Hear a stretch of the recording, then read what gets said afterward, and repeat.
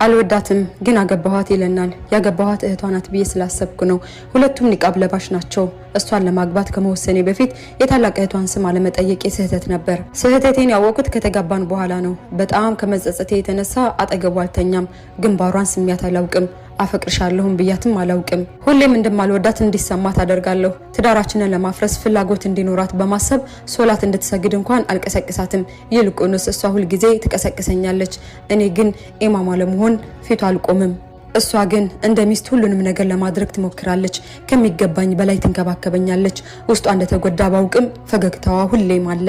እስከ አንድ ቀን ድረስ የምወደውን ቲሸርት እንዳጋጣሚ ስታበላሽብኝ ጮህኩባት። ከማቀርቀርና ከማልቀስ ውጪ ምንም ነገር አላለችኝም። የሆነ ድምጽ ሰማሁና ወደሷ ዞር ስል ራሷን ስታለች። እግሬ ማንቀሳቀስ አቃተኝ። በጣም ፈራሁ። ሳላውቀው እንባዬ ወረደ። ልቤ በፍጥነት ይመታል። መተንፈስ ሁሉ በጣም ከባድ ሆነብኝ። በመጨረሻ ደረጃ ላይ ትገኛለች አለኝ ዶክተሩ። እንዴ የምን የመጨረሻ ደረጃ አልኩት። ዶክተሩን መለሰልኝ። ካንሰር አለባት። እኛን ከጎበኘችበት የመጀመሪያ ቀን ጀምሮ እየተከታተልናት ነው። አሁን ግን የምታሸንፈው አይመስለኝም አለ።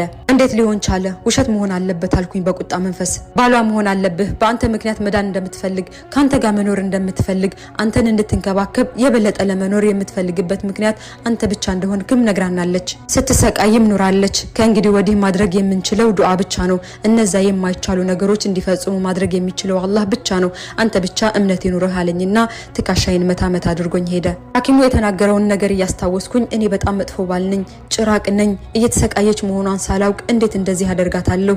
እንዴት በሆስፒታሉ አልጋ ላይ ተኝታ ስመለከት አንድ ነገር እንድገነዘብ አደረገኝ።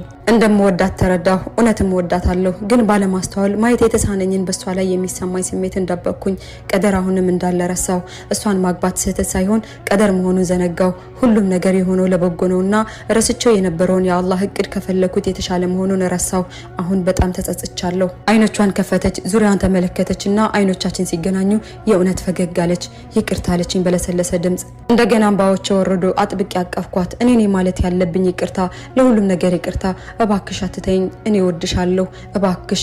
በጣም አለቀስኩ። እንዲህ አትበል፣ አልተውህም፣ ስለታመንኩ ብቻ አትዋሽኝ። እህቴን በጣም እንደምትወዳት አውቃለሁ አለችኝ። ተመለከትኳት። እንዴት አወቀች? ግን በፊት ነበር። ሁሉም ነገር ተለውጧል፣ ግን አላስተዋልኩትም ነበር። ሃሃ ግልጽ ነው ባሌ። እንደዚህ ስላየኝ እንደምትወደኝ አትንገረኝ። ቀደሬ ስለሆነ አትዘንልኝ። ለረጅም ጊዜ ልንከባከብ ፈልጌ ነበር፣ ግን ከዚህ በላይ የምችል አይመስለኝም አለችኝ። ፈገግ ብላ ግንባሬን ሳመችኝ። በነቃህበት ግንባርህን ስስምህ የመጀመሪያዬ ነው። በምትተኛበት ጊዜ ግን ሁሌም ግንባርህን እስምሃለሁ። አንድ ውለታ ልጠይቅህ እችላለሁ አለች። እሱም እሺ ጠይቂኝ አላት። ሶላታችንን አብረን እንስገድ፣ ለመጨረሻ ጊዜ ኢማም ሆነኝ አለችኝ። ፈገግ ብላ እንባይ መግታት አልቻልኩም፣ ላቆም አልቻልኩም።